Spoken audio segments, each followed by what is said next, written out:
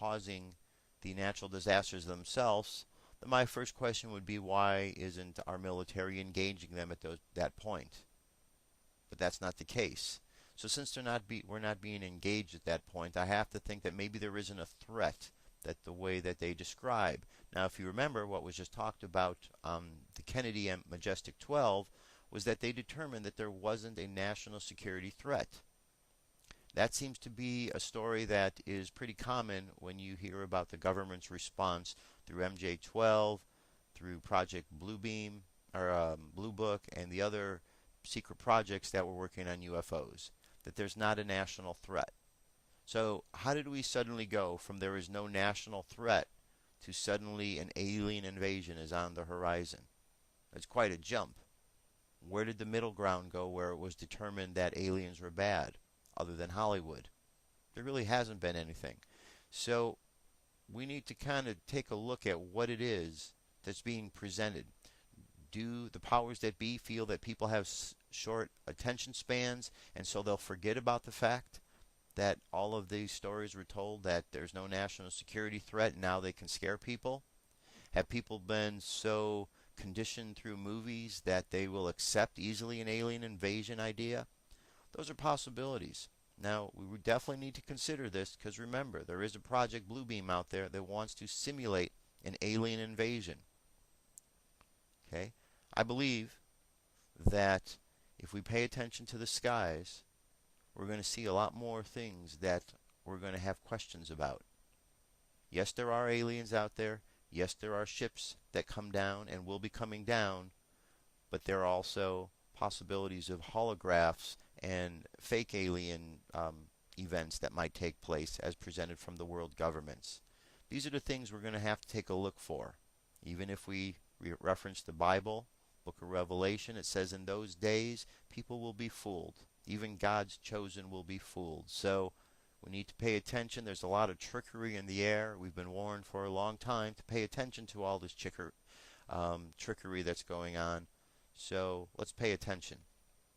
Last site I want to direct you to is the MUFON.com, and this site, great site. Here's an article. It says, how to digitally record video a UFO sighting. So since there's so many things going on out there, you might want to just brush up on exactly what it is you need to do. So if something goes on, you know how to record it. I'd say the main thing, it says right here, stabilize the camera on a tripod. That's pretty important, because a lot of times you see these videos that come through and they're shaking, and you can't tell if it's the craft or the UFO that's shaking and moving or the camera itself, and that kind of throws things off a bit. So check out the MUFON site, read some of the articles that are there, catch yourself up to speed on what to do in case you see something and how to report it. And that's our UFO news for today. I'm going to jump away for a moment here. I'll be right back. We've got a lot more news and information. Stay tuned. If all of this is true, and the evidence strongly suggests that it is, then our government, for some reason, has taken the stance that the general public must not be told the truth. Very good. Ready?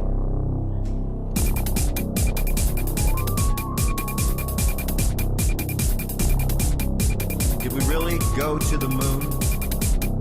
Did we really land on the moon? And why weren't there any stars? Did we really go to the moon? Did we really land on the moon? And why weren't there any stars? Why weren't there any stars? July 20, 1969, three astronauts embarked on a historic mission to the moon. On Earth, millions of people gather together and watch it live on TV. Did we really go to the moon? Did we really land on the moon? And why weren't there any stars? All right. Did we really go to the moon? That's a good question. That's a good question. There are those who say we did, and then there are those and questions out there that say that we didn't. And both sides have good discussions and debate to them, so it's something that should be looked at and considered. One thing that is known for sure is that the pictures that came back from the moon were fake. So if the pictures were fake, then what really went on? How do we know the pictures were faked? Well, when they took the camera itself had burned into the lens crop marks in the corners, and they were used as reference points. So when you take a picture, every picture should have these crop marks in the corners. Well, that's not the case. Some pictures came back from the lab, and there were things in front of them covering up these cross marks. Shouldn't be. The only way that could possibly happen is if you used a program like a Photoshop or something like that, where you can create various layers, and you make a new layer and you add an image on top of that. So the fact that pictures came back that were faked, and we can prove that they're faked, lead a lot of questions. Why were they faked? Did they not go to the moon? Or did they find something on the moon that they don't want to talk about? Is that why the astronauts are so silent? Good questions indeed. Now there's a movie coming out, Apollo 18, which is going to talk about the moon and how they had this other mission up to the moon, and what they found up there was something horrific, and that's the next thing coming out. So we'll have to see what that one's all about when it does hit the theaters, which I think it might be this weekend. Anyway, let's jump over here to the USGS website, and let's take a look here at what's going on with our earthquakes. Now yesterday there were some big earthquakes that took place. We're going to back up just a bit to, okay, yesterday we had this 7.0 in Peru. There was a 6.2 in Vanuatu. Now the one we were looking at that took place in Virginia, we had a 4.2 in Virginia yesterday. Where's the big one that was there? Here's the 5.8. Now since that 5.8 took place in the Virginia DC area and was felt along the East Coast, you can see there's been a number of others. There was a 4.2 that took place out there, a 3.4. And one thing that's interesting to note is you also have these Colorado earthquakes which are taking place.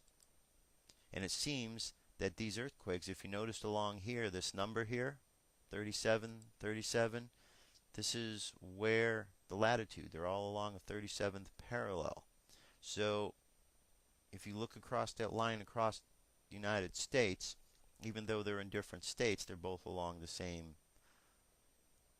line here, which could be some indication of some sort of connection. But as we continue to go up, we've got Colorado again, we've got another Colorado, keep coming up here. New York had a 3.4, and we're going to keep going up here. And today we got another Colorado, we got a couple more. Virginia had a 4.5 not too long ago. So the ground is still shaking. It hasn't stopped in these different areas. What does this mean?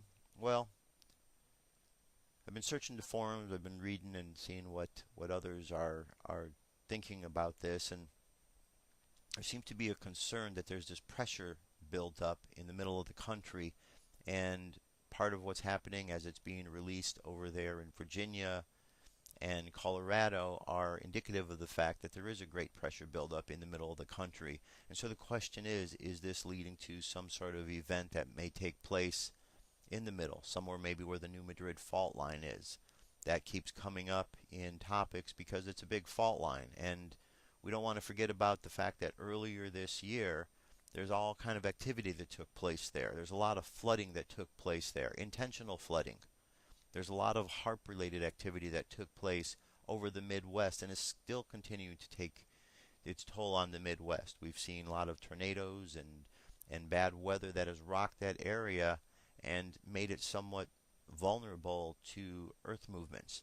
Now at the southern end, down there by the Gulf, we have more oil that's leaking out into the ocean there. So if there's any lubrication that would provide along the fault line there, that's being leaked out slowly. And then of course you got all the animal die-offs in the area that have occurred earlier in the year and into last year. So there's a lot of conditions out there to pay attention to. I don't think we're out of the woods yet. I think we just need to pay attention and just keep checking out what's going on. Now, you can't necessarily depend always on the USGS website because, unfortunately, they're another one of these government agencies who, from time to time, erases their information. I'll sit here and I've seen earthquakes go up and be reported, and then I'll watch before my very eyes the numbers will change and get downgraded to something much less, or sometimes actually disappear altogether. And that's kind of weird. But this is not the only source we can check for earthquakes. There's another source I'm going to show you here. This one is called RSOE, and this one shows not only earthquakes but all kind of situations that are taking place around the globe. And you see we got a full world map here. You see all of these different places where you got stuff going on and as it happens, and as you scroll down the page you've got here current emergencies taking place, the level of the emergency. Here we got an emergency which is taking place, state of Louisiana, Deepwater Horizon oil rig, Gulf of Mexico, and the level of this is nearly almost full. So you got 1, 2, 3, you got 5 bars here. 4 of those are filled, which means it's pretty darn big, whatever's going on there. And that's taking place today, environmental pollution. Well, there also seems to be some sort of epidemic hazard taking place, or took place 2 days ago in Boston, Pennsylvania, Maryland, Washington, D.C. We don't know what the epidemic hazard was. It certainly wasn't the earthquake because they would have listed as such. These are all areas, strangely enough, where an earthquake was felt. And as you continue to scroll down, you'll see short-term events, you got long-term events, you got information on tsunamis, you got information on earthquakes all around the world, not just the United States. And then as you get down, it gets into volcanoes, supervolcano monitoring, near-Earth objects, so we can pay attention to this. So this site is called RSOE,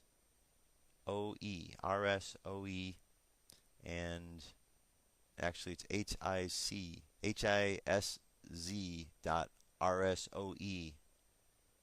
If you just Google RSOE, you'll find it. All right. So there's a lot of activity taking place for us to pay attention to. So let's take a look at the space weather, see what's going on here.